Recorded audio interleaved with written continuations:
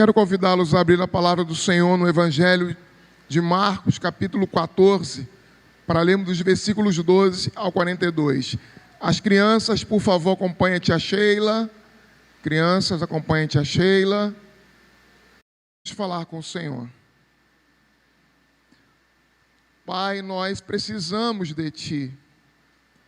Pai, nossa vontade é ouvir a Tua voz. Pai, nós queremos e necessitamos que a Tua presença venha sobre cada um dos meus irmãos aqui presentes, para que a palavra seja ministrada profundamente a cada coração. Senhor, nós necessitamos que Teu Espírito Santo é quem nos conduza. Nós temos sede da Tua vida, da Tua presença, da Tua palavra, da Tua vontade. Senhor, fala conosco. Senhor, nós te imploramos. Senhor, por Teu Espírito, nós te imploramos. Vem sobre nós, vem sobre esse lugar, vem sobre cada vida que está conosco aqui no templo, que está nos ouvindo pelos meios de comunicação que utilizamos para isso, nas redes sociais, seja onde estiver, passe o tempo que passar, que a Tua palavra possa alcançar, que a Tua palavra possa chegar, que a Tua presença venha se manifestar, que o Teu Espírito Santo venha trazer vida, trazer poder, trazer intimidade, trazer proximidade, trazer-nos para Ti, Senhor, porque o que nós desejamos ao começarmos esse ano, ao abrirmos a Tua palavra, é que o Senhor se revele a nós. Nós precisamos do Senhor, nós precisamos de uma palavra vinda de Ti. Por isso usa esta palavra que é de ser lida e proclamada. No nome de Jesus é que nós a Ti oramos. Amém e amém. A palavra do Senhor que está registrada no Evangelho de Marcos, capítulo 14, 32 a 42. Acompanhe comigo, porque o texto diz o seguinte: então foram a um lugar chamado Getsêmani. Ali chegados, disse Jesus aos seus discípulos: assentai-vos aqui enquanto eu vou orar.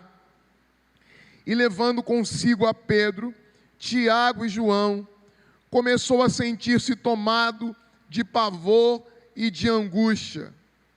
E lhes disse: a minha alma está profundamente triste até a morte. Ficai aqui e vigiai. E adiantando-se um pouco, prostrou-se em terra e orava para que, se possível, lhe fosse poupada aquela hora. E dizia: Abba, Pai, tudo te é possível, passa de mim este cálice, contudo, não seja o que eu quero, e sim o que tu queres. Voltando, achou-os dormindo e disse a Pedro: Simão, tu dormes? Não pudestes vigiar nem uma hora? Vigiai e orai, para que não entreis em tentação. O espírito, na verdade, está pronto, mas a carne é fraca. Retirando-se de novo, orou, repetindo as mesmas palavras. Voltando, achou-os outra vez dormindo, porque os seus olhos estavam pesados, e não sabiam o que lhes responder. E veio pela terceira vez e disse-lhes: ainda dormis e repousais? Basta, chegou a hora, o Filho do Homem está sendo entregue nas mãos dos pecadores. Levantai-vos, vamos, e eis que o traidor se aproxima. Palavra do Senhor, palavra de salvação. Pode sentar. Não há nada mais marcante na vida de Jesus do que sua intimidade com o Pai. Não há nada mais que nos chama mais atenção em Jesus, senão o fato de que Jesus, sendo Deus, sendo filho de Deus, mantém com Ele uma intimidade, uma proximidade inigualável. Nenhum dos santos do Antigo Testamento, nenhum dos apóstolos do Novo Testamento se compara na piedade e na proximidade que tem o próprio Jesus com o seu Pai. Ele mesmo diz no Evangelho de João: o filho não pode fazer nada de si mesmo. O filho nada pode fazer sem o Pai. É uma confissão de Jesus de que ele não pode nada fazer se o Pai e ele não estiverem unidos. Esse ano, o nosso desejo, nesse tema de recomeçar, é pensarmos áreas da nossa vida em que nós precisamos redescobrir, sermos lembrados da importância de coisas, de relacionamentos, de vida e de experiências que nós antes tínhamos com Deus e que foram abandonadas ou gradativamente não colocadas no centro, deixadas como algo secundário. E a primeira dessas coisas que nós queremos aqui tratar é recomeçar o ano, recomeçar um tempo novo, começar um tempo novo, pensando e refletindo sobre a nossa vida de comunhão com Deus. Pensarmos e avaliarmos se ela tem sido semelhante à de Jesus, de intimidade, de proximidade. O lugar que Deus ocupa, qual é o lugar que Ele ocupa na nossa vida? Quando terminamos o ano, nós zeramos com relação àquilo que ficou para trás. Estamos no segundo dia do ano de 2022. Quem olha para trás sabe quantas e quantas lutas e quantos desafios nós passamos para chegarmos aqui. Agora vamos pensar o que nós queremos, o que nós estamos projetando para este ano. Qual é o nosso desejo? É de recomeçar? É de fazermos melhor? É de construirmos a vida sobre um alicerce que está sobre a rocha? É de vivermos intensamente a comunhão plena com o Espírito Santo de Deus? Se é essa a tua motivação, então a partir desse texto, eu quero convidar você a redescobrir a beleza da vida devocional. A pensarmos que a vida devocional, a vida de oração, a vida de conhecimento da palavra de Deus, é o que leva Jesus a esse momento. O que leva Jesus a esse momento não é a sua capacidade intrínseca, porque é Ele o Filho de Deus. O que leva Jesus a esse momento derradeiro de enfrentamento com a sua própria natureza, com a sua própria carne, porque Ele está em carne e é um Deus que se fez homem, e pode Ele suportar o peso desse momento, não é de outra forma, porque Ele, Jesus, cultivou com o Pai uma relação de proximidade, de intimidade, de devocional, de prática diária de oração, de vivência da Escritura Sagrada, de conhecimento de Deus.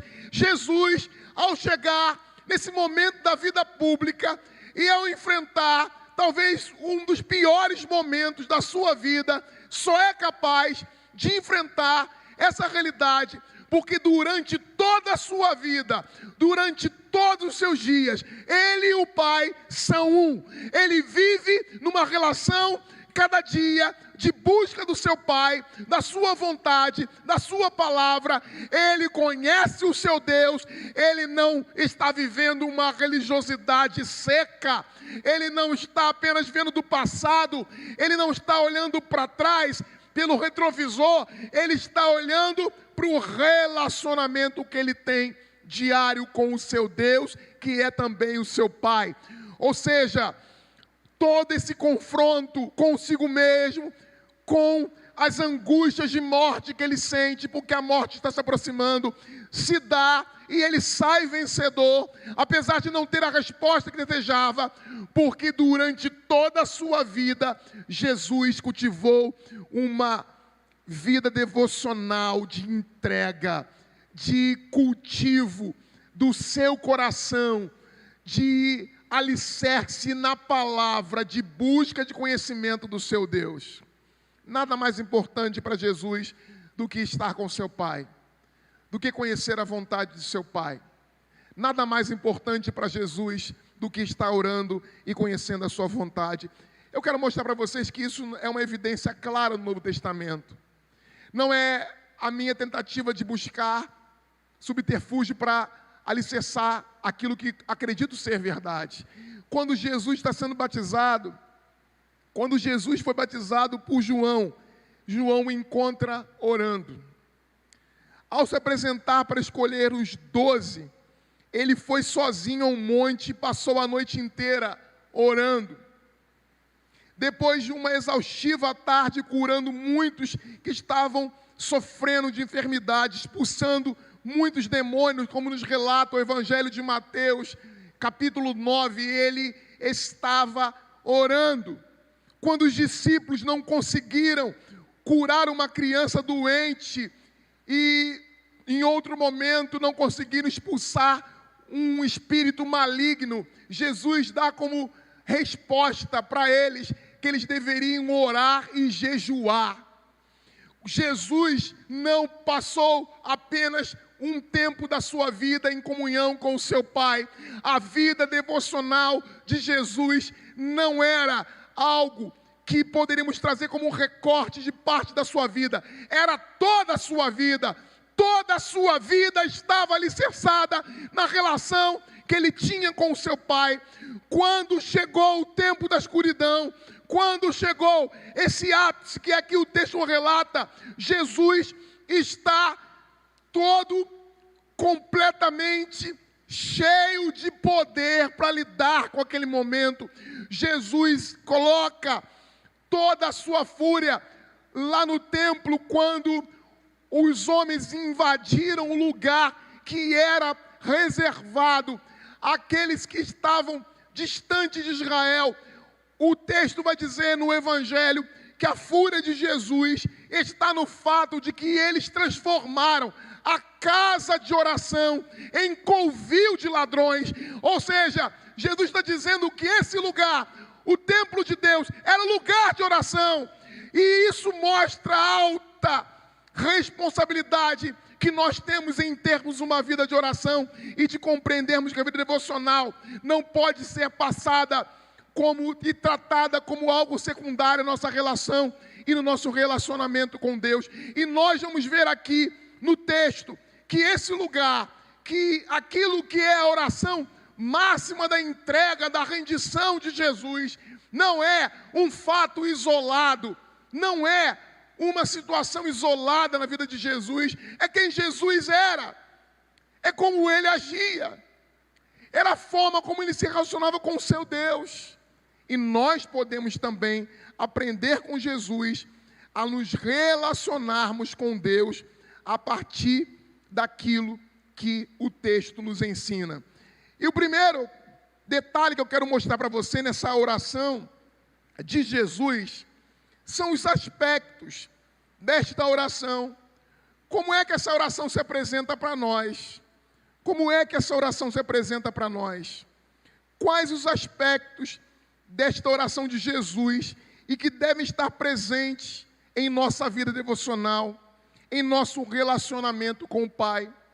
Quais são os aspectos, o conteúdo que essa oração possui, que eu e você precisamos aprender e levarmos a sério, para que também a nossa vida devocional seja semelhante à de Jesus e possamos redescobrir, se perdemos, esse time, essa relação, esse sentimento de proximidade com o nosso Deus. Primeiro, essa oração de Jesus, como nos mostra o versículo 36, é uma oração de confiança. A oração de Jesus é uma oração de confiança. Ele diz: Pai, tudo te é possível. Ele começa dizendo para Deus o seguinte: Pai, tudo te é possível. Sabe como que Jesus sabe disso?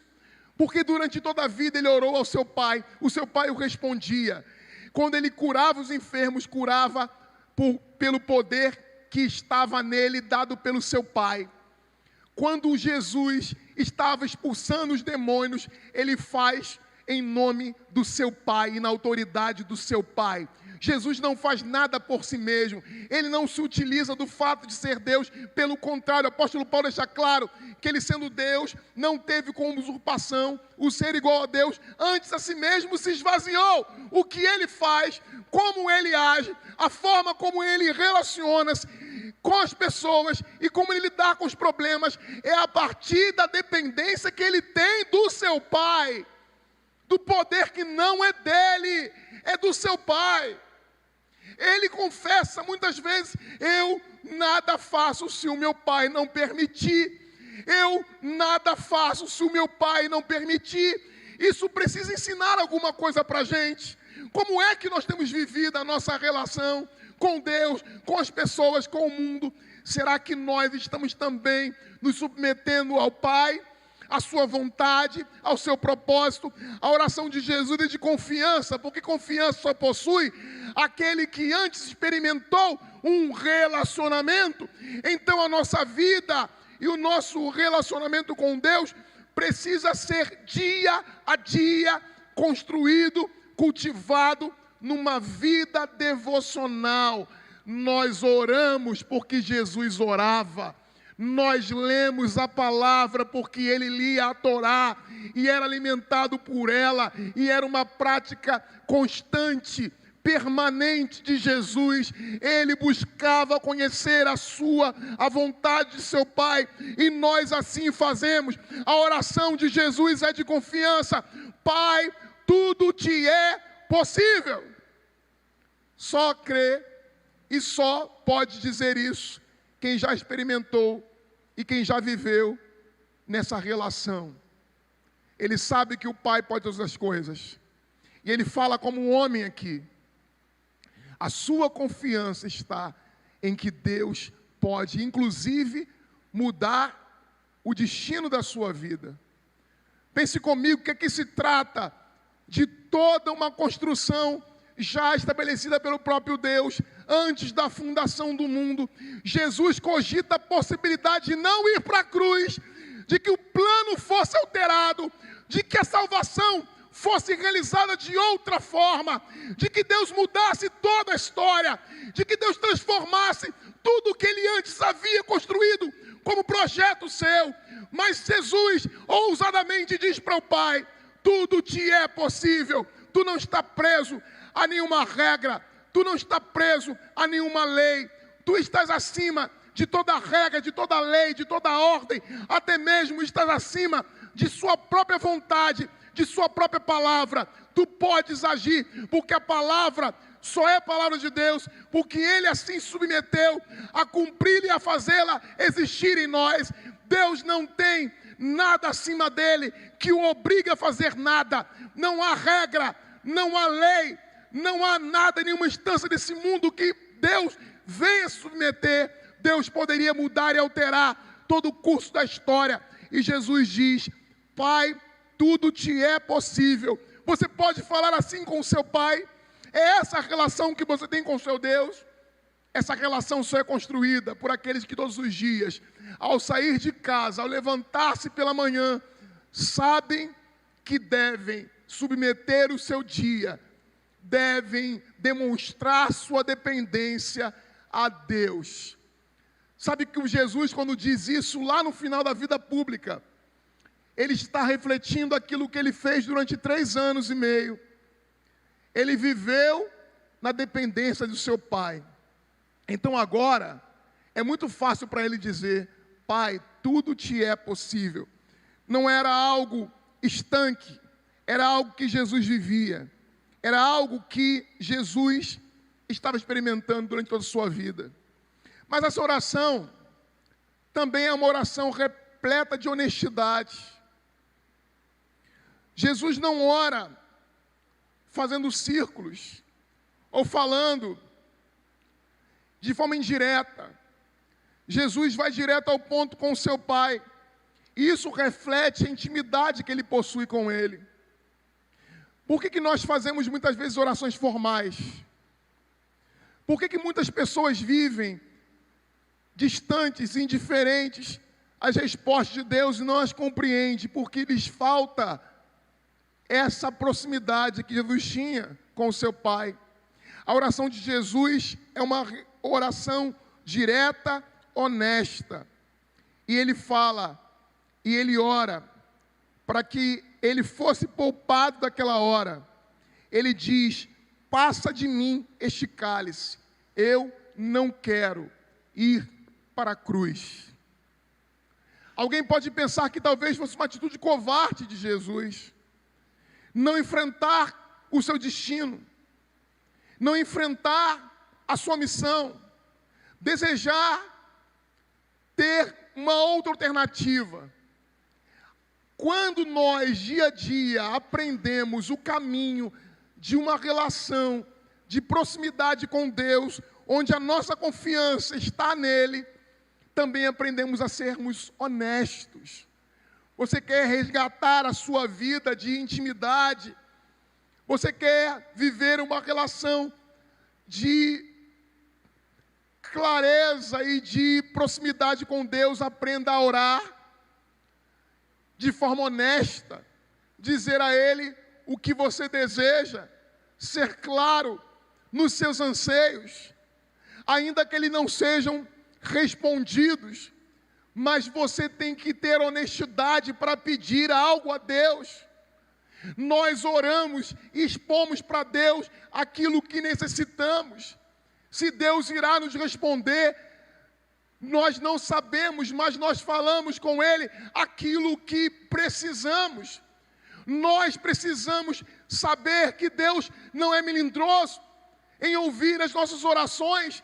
Um relacionamento é construído com honestidade. Se você deseja resgatar a sua vida devocional, comece dizendo a Deus a verdade. Não apenas em relação ao seu pecado, mas também às suas vontades, aos seus desejos, aquilo que você precisa. Diga para Deus o que o seu coração palpita. Coloque para Ele as necessidades mais íntimas do seu ser. Pare de ficar fazendo orações que são apenas para demonstrar sua espiritualidade, para tentar impressionar a Deus, para de alguma forma demonstrar o quanto você é piedoso, o quanto você é santo. Isso não é e nunca será a prova de alguém que está próximo de Deus. Quem conhece a Deus e quem passa a ter uma vida de intimidade com Ele, de relacionamento com Ele, abre o coração, abre a alma, rasga-se completamente, expõe-se por completo, não apenas os pecados, mas também as lamentações, as dores da alma. Aprenda a falar com Deus de forma que Ele possa verdadeiramente ter acesso a você. Não crie um personagem, não viva uma relação espiritual falsa, onde você tenta de alguma forma fazer Deus achar que você é melhor. Exponha suas fragilidades para Deus, resgate a sua relação com Ele de forma honesta.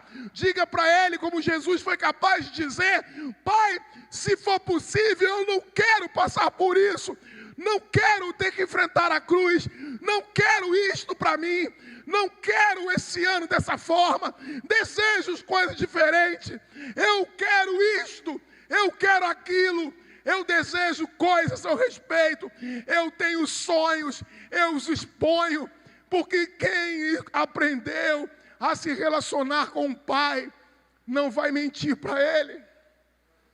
Pense que é tolo, e é tola a atitude insensata de quem não é sincero com Deus. Às vezes nós queremos resgatar a nossa vida espiritual, fazendo sacrifícios, fazendo as coisas na mera relação de obediência cega, sem que o coração esteja presente, sem que haja uma abertura na alma, sem que a gente se permita ser tocado por Deus. Deixa Deus conhecer você. Permita que Ele entre dentro das mazelas que você esconde, que você não permite ninguém chegar. Permita-se dizer os pecados que você não é capaz de pronunciar. Mas com Deus é preciso que você seja honesto para que a sua vida espiritual, para que o seu relacionamento, para que a sua devocional não seja um rosário, não seja uma repetição vazia, não seja uma tentativa de manipulação, não seja apenas um reflexo da sua atitude religiosa, de tentar fazer, construir uma pessoa que não existe para Deus e para os outros. Faça como Jesus. Jesus sabia as implicações de abandonar aquela missão. Jesus sabia o que significaria abandonar aquele projeto, mas o seu coração naquele momento, naquele desejo de Deus, do próprio Jesus era: eu não quero ir para a cruz. Não pense que Deus é um carrasco, não pense que Ele é um poder frio e indiferente. Não pense que Deus é incapaz de sentir a sua alma e a sua necessidade. Abra seu coração para Deus. Aprenda a construir uma relação com Deus, onde a verdade, por pior que seja, vem à tona. Aprenda que Ele é alguém que está disposto a ouvir você, a entender as suas oscilações, as suas fragilidades, as minhas oscilações, as nossas fragilidades. Então Jesus, Ele ora para que ele seja poupado. Ele ora para que não tenha que enfrentar a cruz. Ele diz aqui no texto: passa de mim este cálice. Passa de mim este cálice.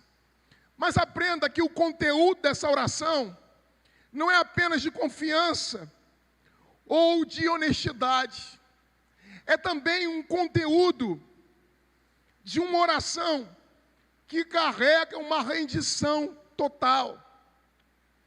A oração de Jesus precisa nos ensinar como é que nós precisamos viver e orar todos os dias. Rendição é submissão, é entrega. E o que Jesus faz? Olha, eu não desejo passar por esta hora, mas a minha oração é que não seja o que eu quero, e sim o que tu queres. Que não seja a minha vontade, mas seja a sua vontade. Jesus não está aqui dissimulando. Jesus não está aqui falando isto, mas de verdade, bem que Deus poderia fazer o que eu quero. Bem que Ele poderia me ouvir. Por ser uma oração de confiança, Jesus confia que o Pai fará o melhor. E por isto mesmo é que Ele declara o que Ele precisa.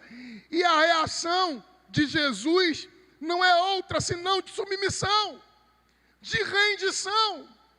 Se o Pai é bom, se Ele é um Deus que tem cuidado de mim, se a palavra de Deus nos afirma que Ele sabe os fios de cabelo da nossa cabeça e que nada acontece sem a sua vontade, eu posso me achegar a Ele, ser honesto com Ele, mas eu também posso e devo me render à sua vontade. Eu preciso me render à vontade do meu Pai, porque ela é a melhor. Isto não é apenas uma oração, isto é reflexo de uma vida inteira de submissão ao seu Pai.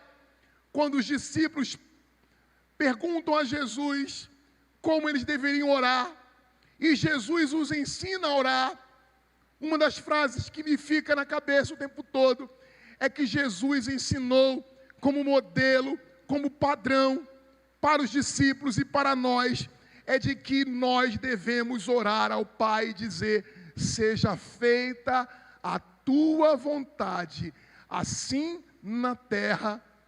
Vocês podem completar? Seja feita.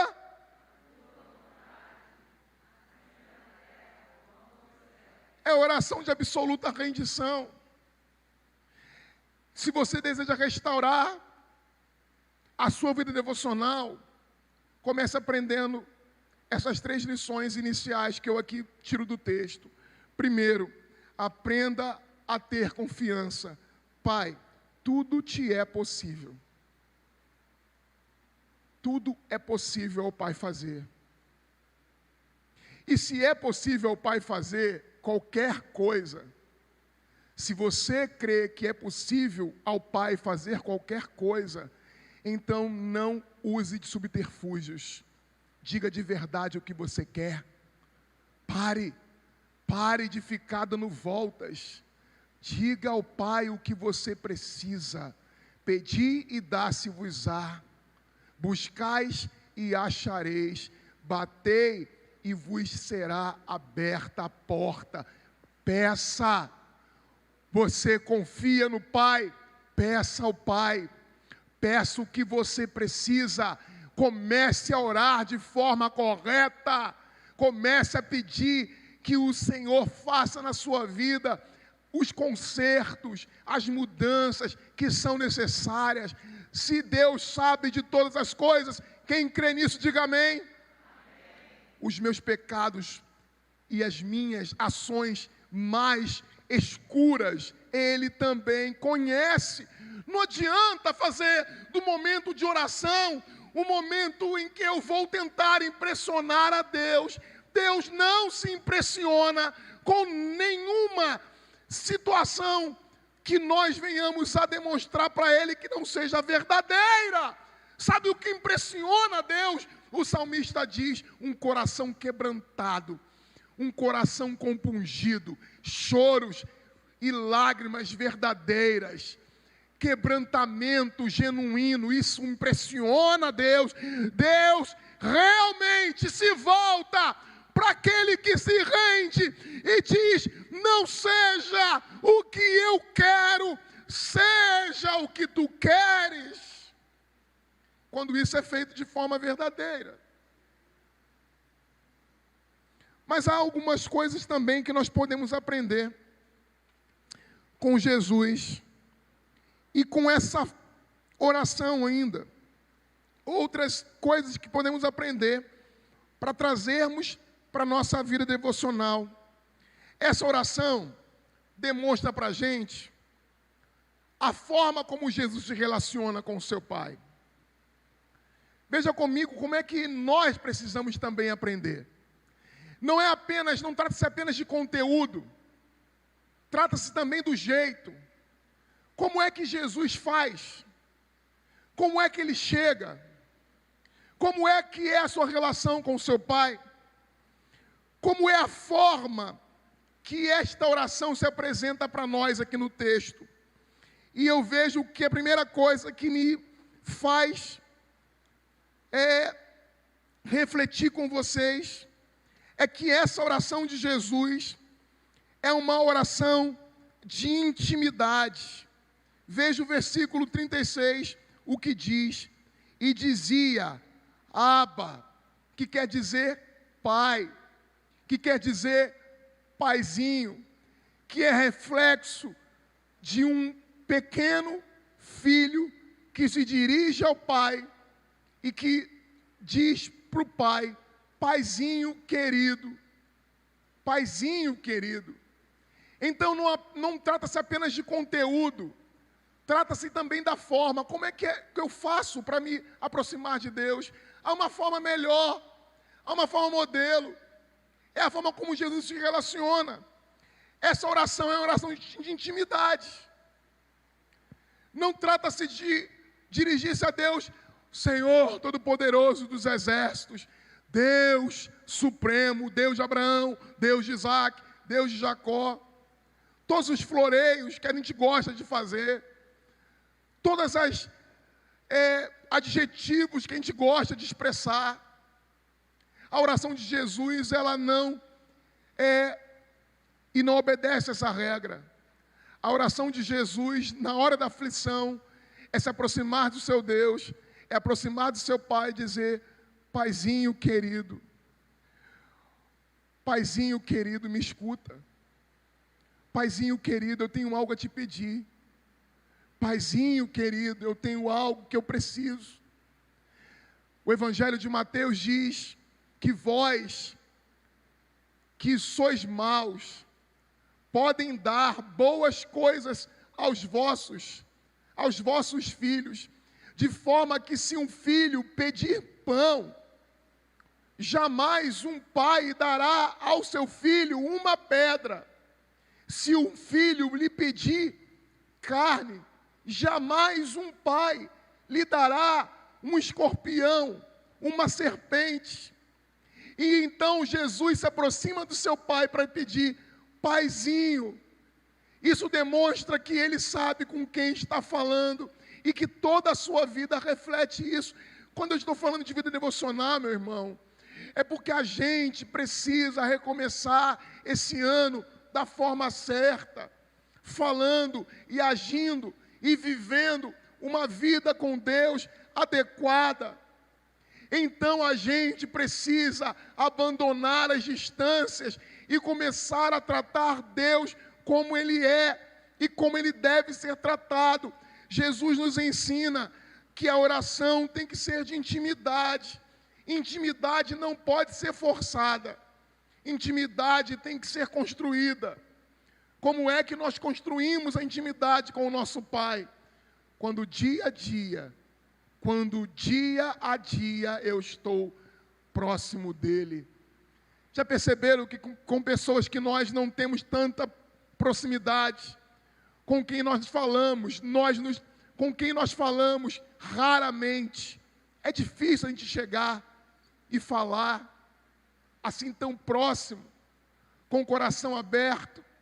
À medida que nós nos aproximamos de alguém, à medida que mantemos relação de amor com essa pessoa, à medida que a confiança nela aumenta, à medida que nós temos mais e mais proximidade com essa pessoa, nós abandonamos as formalidades. Nós passamos a tratar de forma muito mais clara, muito mais próxima com esta pessoa. Então é preciso aprender com Jesus que a nossa devocional, que o nosso relacionamento com Deus precisa ser construído com intimidade. E intimidade só se constrói quando todos os dias nós estamos em contato com Ele. Imagine que nós vamos passar a eternidade com o Pai. Imagine que nós vamos estar com Deus por toda a eternidade. E se você é alguém que só fala com Deus uma vez por semana, de forma muito formal, talvez você possa ter muita dificuldade de dizer e de falar com Deus, Paizinho. Não porque Ele não seja seu Pai, não porque Ele tenha deixado de cuidar de você, não porque Ele tenha negado algum bem a você, mas porque você mesmo se distanciou paulatinamente de Deus. Nós não admitimos nos distanciar de Deus. Se nós perguntarmos para alguém aqui que frequenta a casa de Deus, que é filho de Deus, que é servo de Deus, você deseja se afastar de Deus? Provavelmente a resposta vai ser: jamais. Que isso, pastor?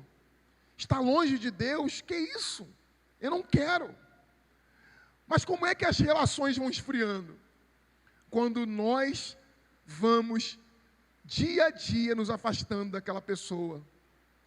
Imagine que você só pode chamar o Deus de Jesus Cristo de Paizinho se você escuta Ele falar e obedece aquilo que Ele diz na palavra. E mantém com Ele uma relação de proximidade. Quando você vai comprar uma casa, você pergunta para ele: é isso que o senhor quer? O que o senhor acha melhor? Quando você vai assumir um namoro, as qualificações daquele ou daquela são primeiro buscadas em Deus, na sua oração. Quando você vai entrar num projeto, você não faz porque alguém está impondo, ou porque é lucrativo, ou porque pode dar certo, mas você gasta um tempo buscando conhecer a vontade daquele que é o seu Pai, que quer o melhor para você, que está disposto a te encaminhar ou a te conduzir pelo melhor caminho. Você confia nele, por isso que eu falei que o conteúdo da oração é também de Jesus, de confiança. Quando você tem confiança, você abre o verbo e você também expõe para ele a sua dependência dele, e você também é íntimo. Você busca de verdade conhecer o que Deus quer para a sua vida. Então ele só é paizinho para aqueles que desejam ser cuidados pelo Pai. Essa oração é de ousadia. Essa oração é também de ousadia. Ele diz: Abba, Pai. Se você olhar para o Evangelho de Mateus, você percebe claramente que Mateus não fala de reino de Deus, por ser o Evangelho mais judaizante, o Evangelho escrito para uma comunidade que hegemonicamente é constituída de judeus, convertidos ao cristianismo. Mateus, o evangelista, usa o termo reino dos céus para evitar pronunciar o nome de Deus, mostrando com isto uma reverência e também uma certa distância de Deus.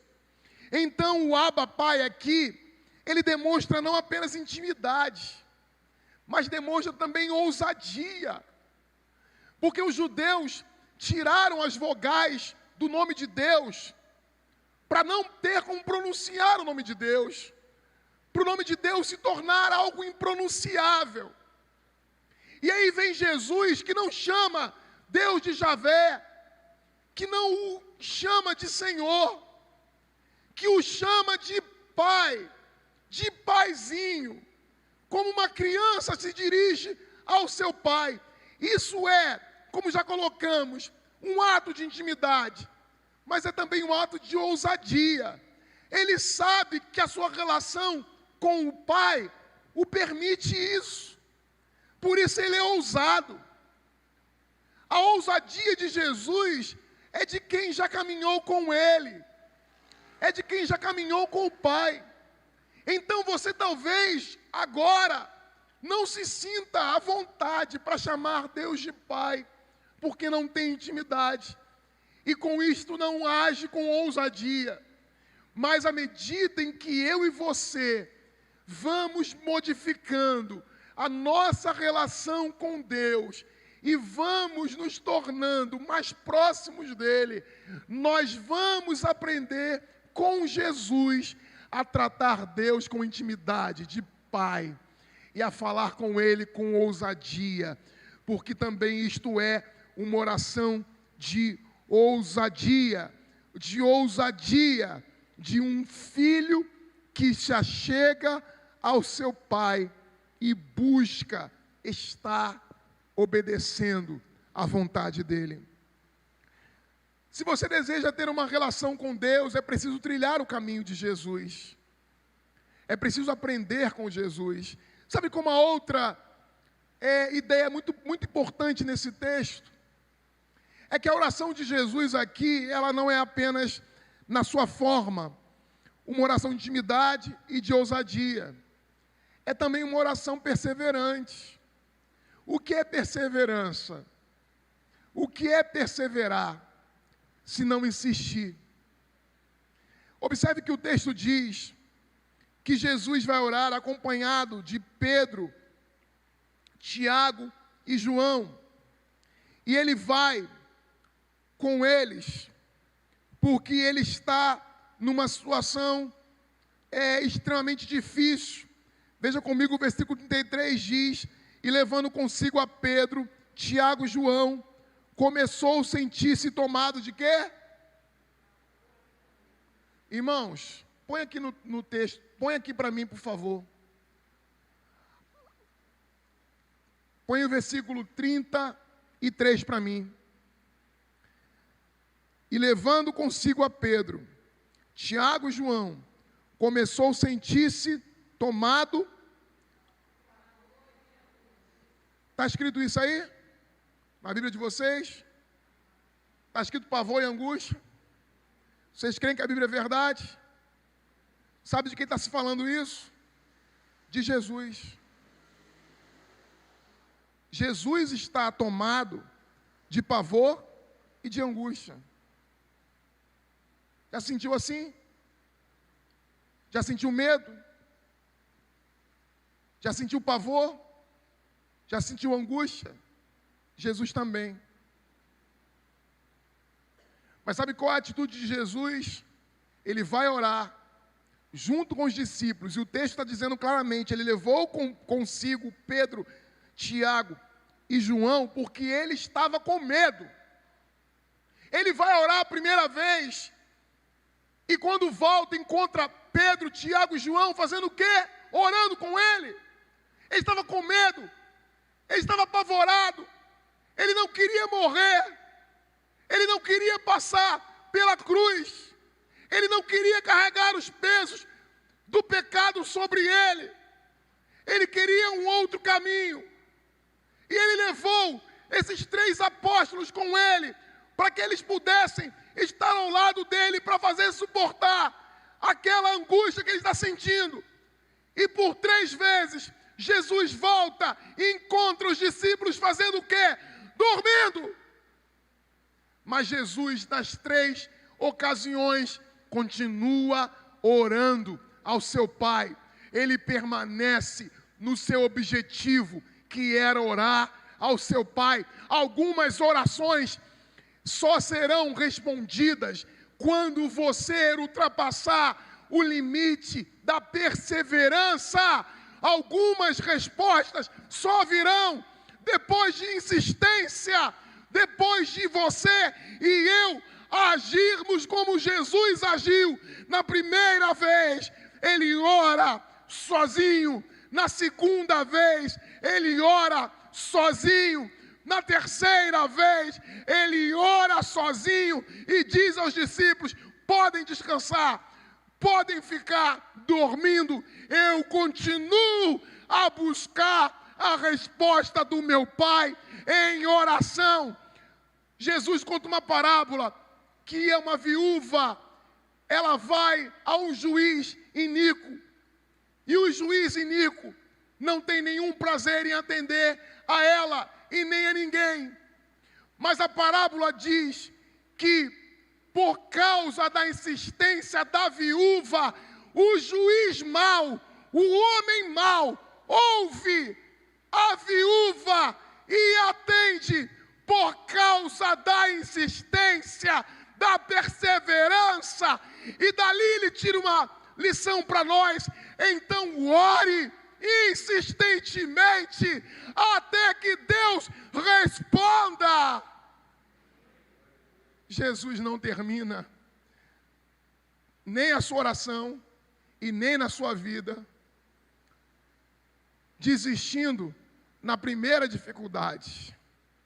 Jesus nos ensina que se você quer construir um relacionamento com o Pai, uma devocional, uma vida espiritual saudável, faça da forma certa. Não tenha apenas o conteúdo certo. Faça da forma certa, com intimidade, com ousadia e com perseverança.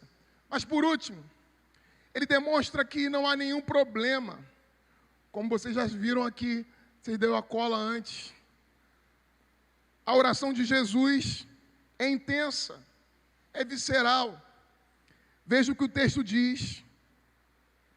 Olha o que Jesus diz no texto. E dizia: Abba, Pai, tudo te é possível.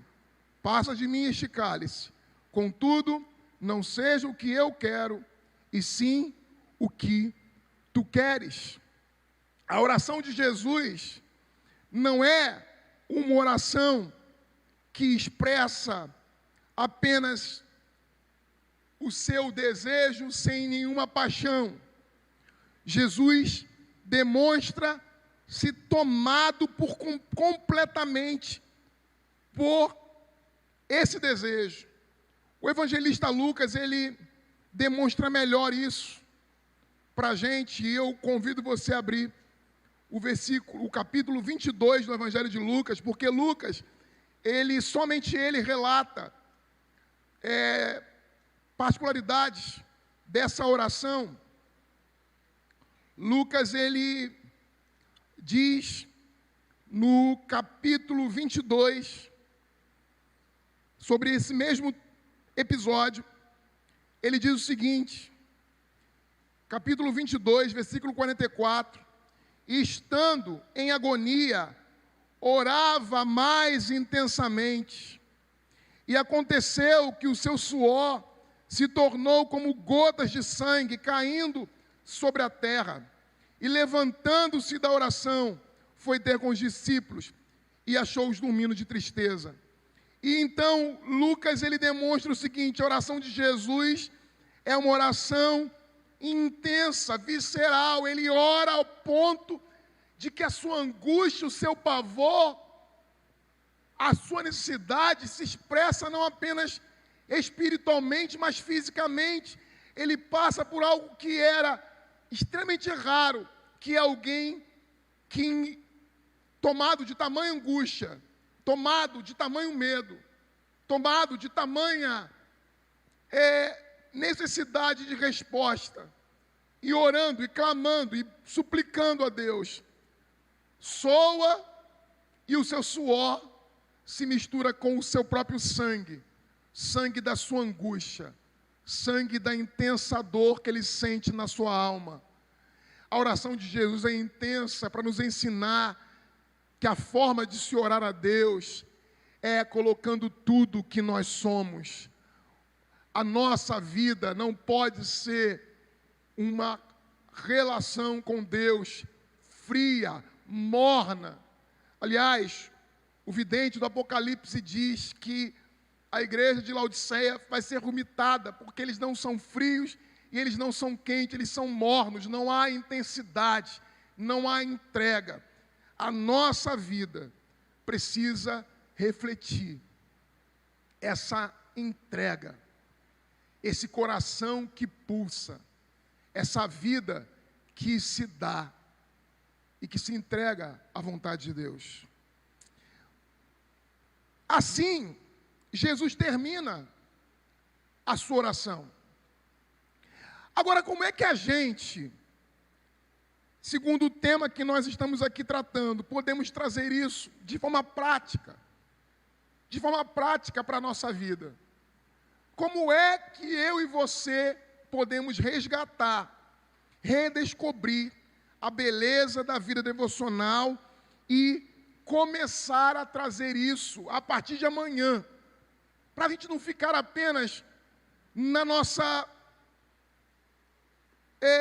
conhecimento do conteúdo da oração de Jesus e da forma como Jesus faz, para nós partirmos também para a nossa própria vida e colocarmos amanhã isso em prática. Como é que eu posso fazer isso na minha vida de oração? E aí eu começo a dizer para você uma experiência que eu adquiri em 2018. Em 2018, eu tinha uma agenda e um nível de responsabilidades, tanto pastorais como eclesiásticas, como também acadêmicas, tão imensa, tão grande, que eu comecei a perceber que eu não estava mais orando como deveria, que eu não estava mais lendo a palavra como deveria. Eu me peguei, por vezes, lendo a Bíblia para preparar o sermão, e somente para isso. Em 2018, num período difícil, de tantas atividades, eu estava envolvido com as coisas de Deus. Eu estava na igreja quase todo dia. E às vezes o dia todo. Mas a minha vida devocional estava sofrendo.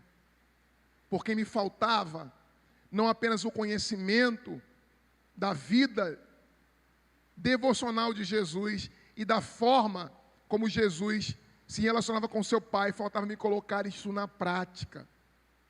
E o que eu comecei a fazer? Eu comecei a definir um momento e o lugar adequado em que eu deveria orar.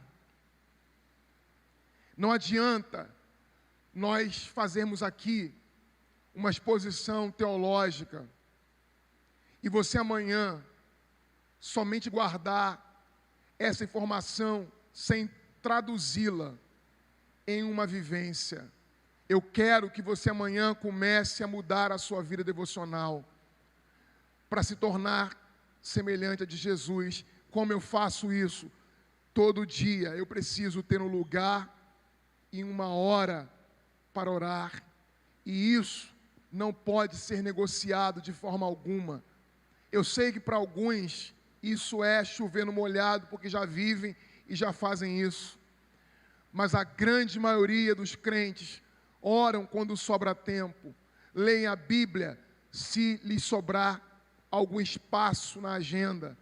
Tudo é prioritário, até ir no mercado, menos buscar viver em uma vida disciplinada de oração. Você e eu precisamos definir um momento e um lugar, porque o lugar faz toda a diferença. E o lugar, às vezes, é dentro do banheiro.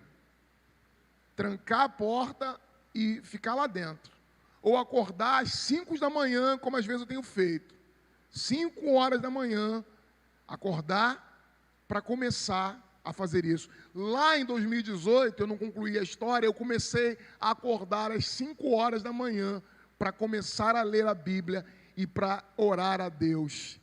E para dar conta das demandas que eu tinha e das responsabilidades que eu tinha. Eu comecei a orar às 5 da manhã e logo depois eu ia para a academia e eu fazia as coisas e eu, dali em diante, nunca mais parei de orar e de ler a palavra, porque eu encontrei o momento que era a minha prioridade e eu encontrei o lugar certo para ler e para viver a minha vida devocional com Deus. Eu estou aqui falando para você talvez o óbvio, mas que muitos de nós passamos o ano todo de 2021 sem termos esse compromisso. Nós estamos no segundo dia do ano. Você não poderá chegar no final do ano e falar que não foi alertado de que precisava mudar.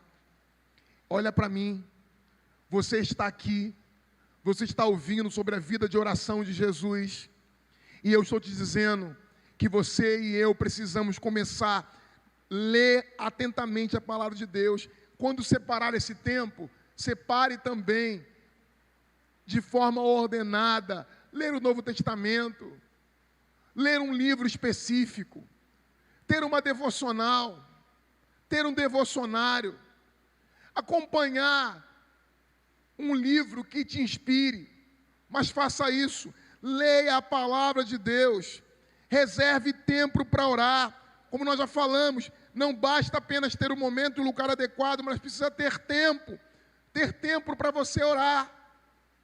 Mais uma vez, alguns podem dizer, mas pastor, claro que todo crente precisa orar. A média em que os crentes oram é baixíssima. Quando o desespero chega, isso aumenta. Quando os problemas chegam, isso aumenta.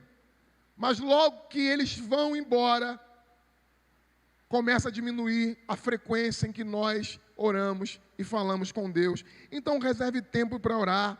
Busque orar as Escrituras. Isso é uma prática que os medievais faziam, eu aprendi a fazer.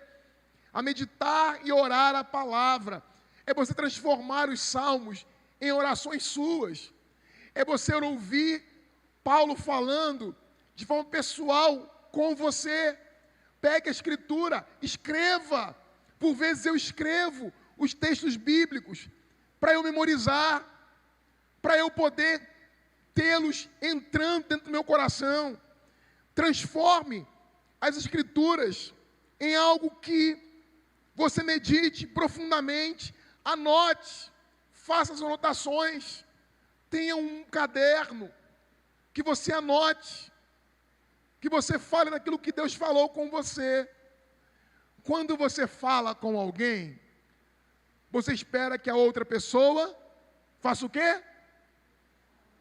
Quando você fala com alguém que você falou vai te responder. Porque quando é com Jesus, quando é com Deus, nós falamos, e depois não nos sentamos e nos aquietamos para ouvir. É preciso fazer isso. Sabe por que nós não temos ouvido a Deus? Nós oramos apressado, de forma apressada, e depois saímos para trabalhar. É preciso ter um tempo para você ficar em silêncio e ouvir a resposta. Gente, a resposta vem. E às vezes vem mansamente. Às vezes vem como um vendaval, um furacão que mexe com você. Você não consegue mais fazer nada durante todo aquele período. Você é tomado pela presença de Deus e pela experiência com o Todo-Poderoso. Então comece a criar a expectativa de que na sua relação com Deus, você vai falar com Ele, e Ele vai falar com você, Ele vai te responder. Ele vai falar com você, meu irmão. Deus fala com você, não é o diabo que fala com você. Quem fala com você é o teu Pai.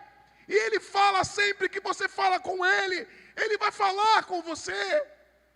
Então comece a guardar um tempo para que você escute. Se você não quiser ouvir, já pensou? E tem que fazer essa reflexão, porque a gente tem pessoas que falam perto da gente e não deixam a gente falar. Será que a gente não está sendo assim com Deus? Não tem aquelas pessoas que falam e não deixam ninguém falar? Será que você é essa pessoa chata? Que Deus fica ali. Quando é que Ele vai parar de falar? Eu quero falar também. Eu quero falar também. E aí quando você acaba de falar, você vai fazer outra coisa. E deixa Deus falando sozinho. Falando sozinho é uma metáfora, né? Porque Deus nunca fala sozinho. Mas é que você não está dando atenção para Ele. Gente, olha para mim. Se nós queremos ter a mesma oração de confiança de Jesus, honesta, que diz para o Pai, eu quero isto. Uma oração de rendição, que você é capaz, olha, eu quero, mas seja feita a sua vontade. Quando você aprendeu que deve se relacionar com Deus da forma certa, que é com intimidade e com ousadia, então você persevera na oração, e perseverando na oração, ela não pode ser outra coisa senão uma explosão do que você é e de quem você é, e você transforma isso. Quando você transforma isso em uma prática diária, meu irmão, faça o propósito com Deus nessa noite, de que não vai passar um dia sem que você antes durma sem ter falado com Deus e sem ter ouvido a voz dEle. Revolucione a sua vida a partir de hoje. Não viva mais como você viveu, indiferente ao agir e ao falar de Deus. Faça um propósito com Ele, de que esse ano você vai cultivar e vai redescobrir toda a beleza de uma vida devocional, de entrega, de rendição, de paixão, de vivência. Pare de reclamar que a sua vida está fria, que o culto está frio, porque talvez seja reflexo de uma intimidade que você não tem. E não adianta vir no domingo e querer que desça fogo do céu, se a semana inteira você enche o seu tempo, a sua vida, de tudo que não é de Deus, e espera que no domingo desça fogo. Não, o fogo vai descer todos os dias na sua cama, quando você ajoelhar e orar e buscar: Senhor, eu estou aqui, eu confio em Ti, eu preciso dessas coisas, é o que eu quero. Ah, Pai, me escuta. Ah, Pai, eu preciso de Ti. E quando você confiar que Ele vai te responder e submeter-se a Ele, as coisas vão acontecer. Deus irá fazer. E esse ano será diferente. Será um tempo novo. Gente, é tudo que nós precisamos. É recomeçar da forma certa.